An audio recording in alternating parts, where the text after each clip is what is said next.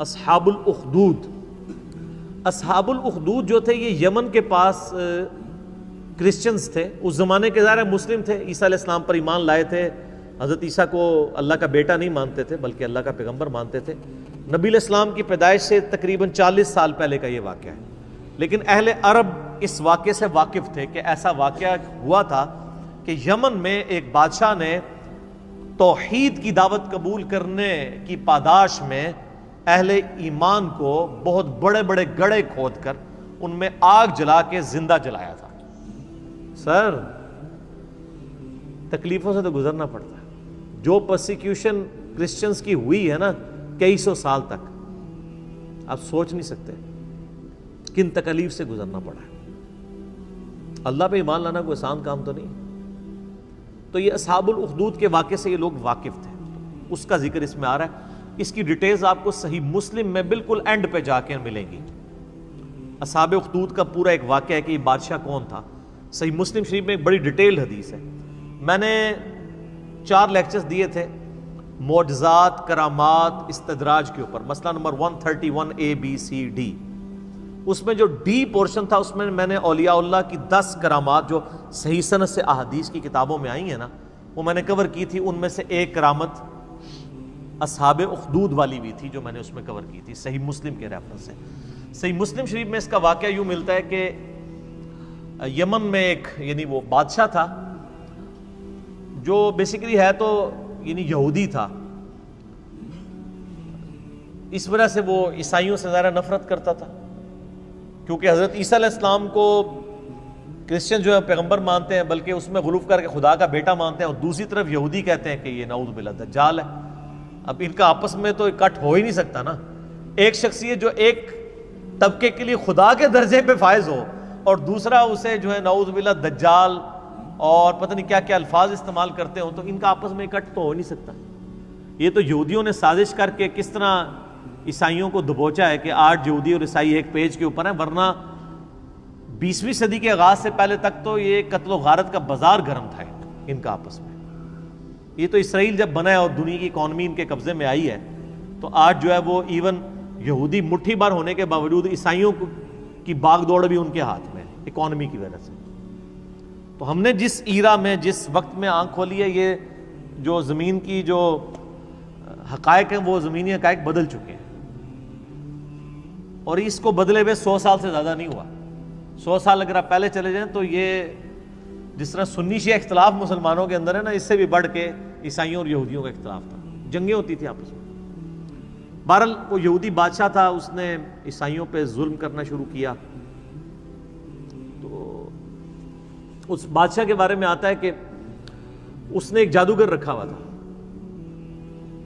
اور وہ جادوگر جب بوڑھا ہو گیا تو اس نے کہا کہ مجھے تو موت آ جائے گی, تو مجھے کوئی ایک اپنا لائق سا کوئی رعایا میں سے کوئی لڑکا ڈھونڈ کے دو جسی میں تربیت کروں اور میں اپنا سارا علم اسے ٹرانسفر کر دوں. تو بہرحال ایک نوجوان لڑکا بڑا انٹلیکچوئل رعایا میں سے چنا گیا, وہ جادوگر کے حوالے کیا گیا, تو وہ اسے جادو سکھایا کرتا تھا. اب وہ جادوگر کے پاس جب جادو سیکھنے جاتا تھا تو راستے میں ایک راہب تھا عیسائی, تو وہ اس کے پاس وہ لڑکا رکا کرتا تھا. اس راہب کی باتیں خدا شناسی کی, توحید کی اسے بھانی شروع ہو گئیں, حتیٰ کہ اس کا دل اللہ نے اسلام کے لیے کھول دیا. یعنی اس نے اسلام, اس زمانے میں کرسچینٹی اسلام ہی تھا, وہ قبول کر لیا. اب وہ دیکھیں جادو بھی سیکھتا تھا اور پیرلل میں دین بھی سیکھتا تھا. ایک دن وہ ایک راستے سے گزر رہا تھا تو راستے میں ایک بہت بڑا جانور تھا جس نے لوگوں کا راستہ روکا ہوا تھا.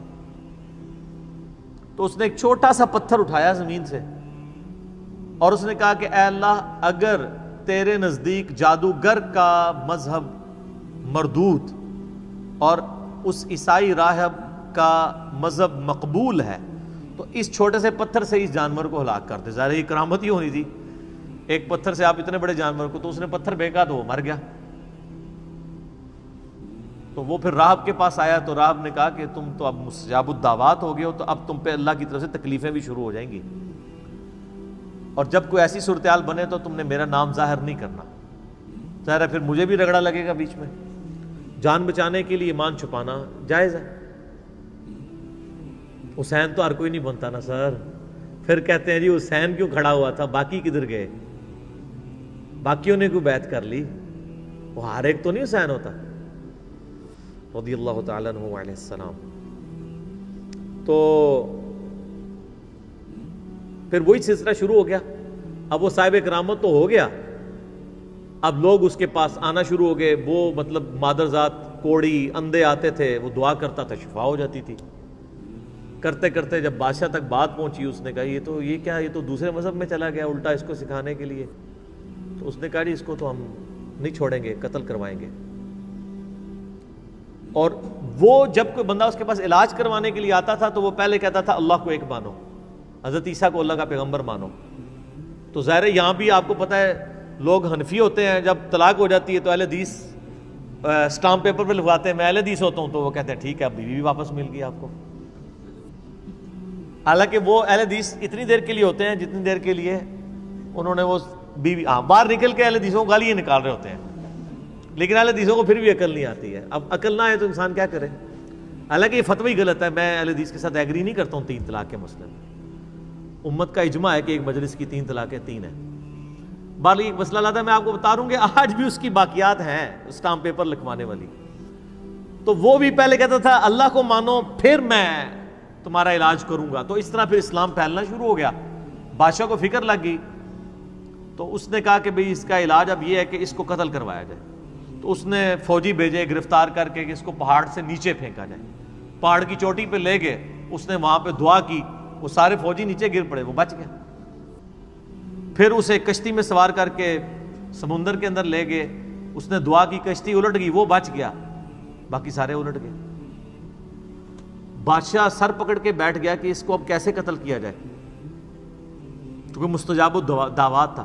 تو اس نے بادشاہ کو خود مشورہ دیا کہ ایک طریقے سے تم مجھے قتل کر سکتے ہو, تم پڑھو بسم اللہ رب الغلام کہہ کے مجھ پہ تیر چلاؤ تو میں مارا جاؤں گا. اور یہ اس نے بہت زبردست چال چلی, اور اس نے کہا اس کے لیے تمہیں پبلک اکٹھی کرنی پڑے گی, اپنی ساری رعایا کو جمع کرو اور بسم اللہ رب الغلام پڑھ کے چلاؤ. تو اس کا مطلب کیا تھا کہ اللہ کو ماننا پڑے گا. تو یہ ایک ساری رعایا تک تبلیغ ہو جاتی کہ ہاں اللہ کے نام پہ اسے مارا گیا ہے تو یعنی اس کا مذہب درست ہے. تو اس نے کہا میں نے جان تو جانی ہی جانی ہے تو اللہ کے لیے جائے نا, اور میں مر جاؤں اور ایسا اختلافی نوٹ لکھوں کہ تبلیغ بھی ہو جائے. حضرت حسین ابن علی بھی نے یہی کیا ہے نا, 72 بندوں کے ساتھ وہ 3 براعظموں میں پھیلی ہوئی بنو امیہ کی بدماش حکومت کا سامنا تو نہیں کر سکتے تھے, لیکن انہوں نے اپنے خون سے اختلافی نوٹ لکھ دیا کہ میں مر جاؤں تو آنے والی نسلیں یاد رکھیں کہ سچائی کے لیے کھڑا ہونا چاہے آپ تھوڑے سے بھی ہوں, اس کی پرواہ نہیں کرنی. تو آج تک دیکھ لیں دنیا میں جہاں بھی سچائی کے لیے تھوڑے لوگ کھڑے ہوتے ہیں تو مثال حسین ابن علی کے لیے کی دیتے ہیں. مخالفین کو جو یاد رکھا گیا وہ بھی حسین کی وجہ سے یاد رکھا گیا, ورنہ ان کی کیا اوقات تھی. تو اس نے بھی یہی کہا کہ رائے اکٹھی کرو پبلکلی, بسم اللہ رب الغلام پڑھ کے چلاؤ تیر تو مارا جاؤں گا. بادشاہ نے یہی کیا. تو جب وہ بسم اللہ رب الغلام پڑھ کے وہ چلائی گئی اللہ کے نام سے شروع, اور جو اس غلام کا رب ہے یعنی وہ سب اللہ کے ہی بندے ہیں, غلام ہیں, تو وہ تو مارا گیا لیکن ساری رعایا نے کلمہ پڑھ لیا, ان کا اس کا مذہب حق ہے. وہ سارے مسلمان ہو گئے. وہ ایک کو کیا مارنا تھا, ساری رعایا ہاتھ سے چلی گئی. پھر اس نے بڑے بڑے گڑھے کھدوائے, اس میں آگ جلوائی اور اہل ایمان کو آفر رکھی کہ یا تو ایمان چھوڑے یا آگ میں جلائے جائیں گے. ہائے ہائے ہائے. بخاری مسلم کی حدیث ہے, اس شخص نے ایمان کی حلاوت چکھ لی جس میں 3 نشانیاں ہوں. نمبر 1 اللہ اور اس کا رسول عز و جل و صلی اللہ علیہ وآلہ وسلم اسے پوری دنیا میں سب سے بڑھ کر محبوب ہوں. نمبر 2 اس کی دوستی اور دشمنی کا معیار اللہ کی ذات ہو. اور نمبر 3 کفر کی طرف لوٹایا جانا اس کے لیے اتنا ہی ناپسندیدہ ہو جائے جتنا زندہ آگ میں جلایا جانا. وہ جلنے کے لیے تیار ہو جائے, ایمان نہ چھوڑے. ایمان کی مٹھاس اس بندے نے چکھی ہے. لوگ ایمان نہیں چھوڑ رہے, زندہ آگ میں جلائے جا رہے ہیں. صحیح مسلم کے الفاظ ہیں کہ ایک عورت تھی, اس کا دودھ پیتا بچہ تھا. دودھ پیتا بچہ تو بولتا بھی نہیں ہے.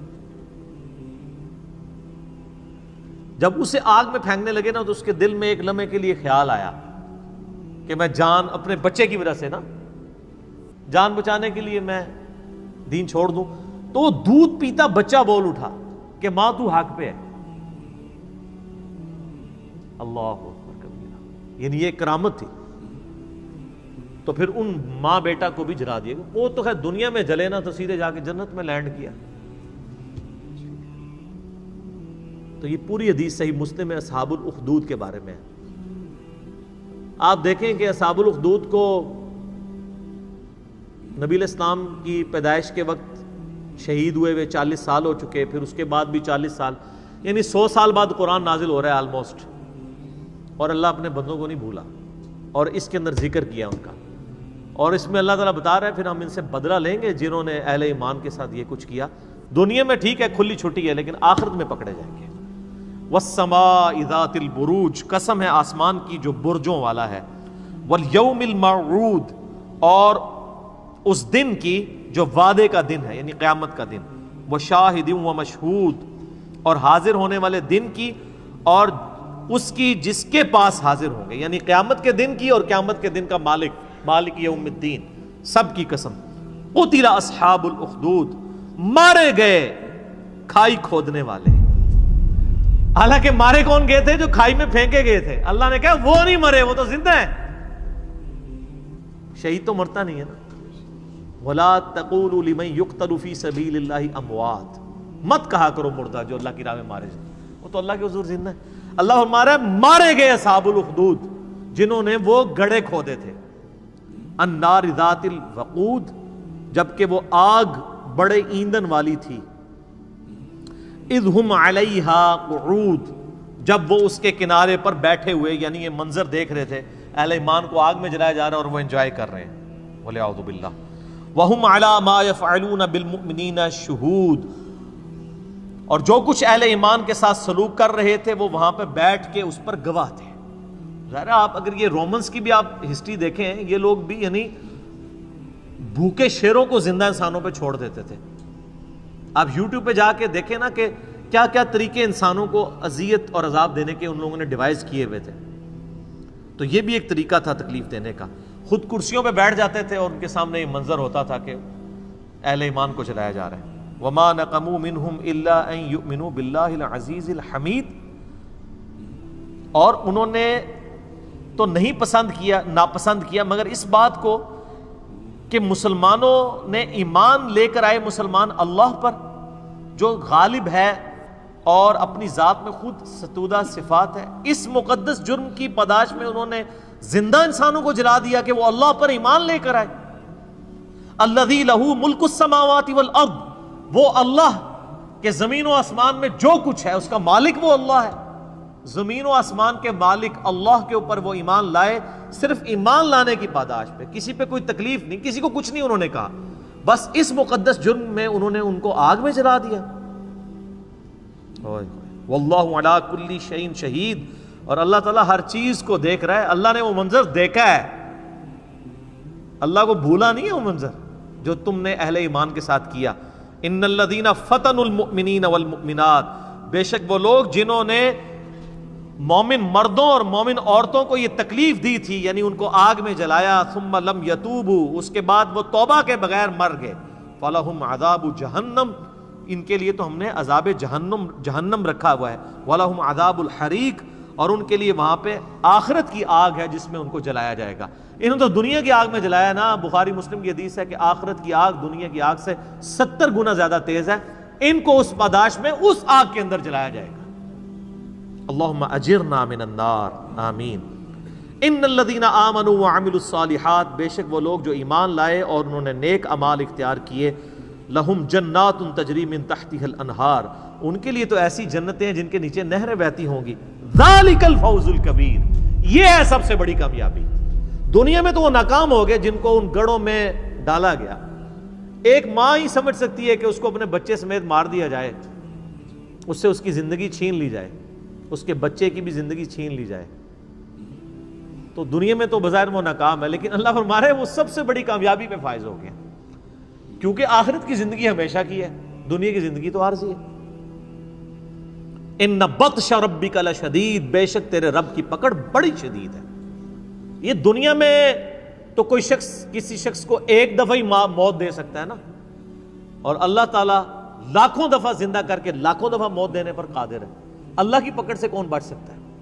دیکھیں نا، دنیا میں زیادہ کون، جیسے وہ آپ کو پتا ہے قرآن حکیم میں ہی آتا ہے کہ جب جادوگر ایمان لے آئے موسیٰ علیہ السلام پہ، تو فرعون نے کہا کہ میں تمہیں سولی چڑھا دوں گا تمہارے مخالف سمت کے ہاتھ پاؤں کٹوا کے۔ تو پتہ ہے ان جادوگروں نے کیا کہا تھا کہ تو جو کچھ بھی کرے گا دنیا کی زندگی میں کر سکتا ہے نا، ایک دفعہ موت دے گا دے لے، پھر تو ہمیشہ کی کامیابیاں ہماری مقدر ہیں۔ لیکن اللہ سے انسان نہیں بھاگ سکتا۔ اللہ کے جو قابو آ گیا وہ ایک دفعہ موت تو نہیں، جب چاہے جتنی دفعہ موت کی تکلیف سے گزارے اور تکلیف دے۔ قرآن حکیم میں آتا ہے ہم جب ان کی کھالیں جل جائیں گی نئی کھالیں انہیں دیں گے تاکہ انہیں عذاب اور فیل ہو۔ اللہم اجرنا من النار، آمین۔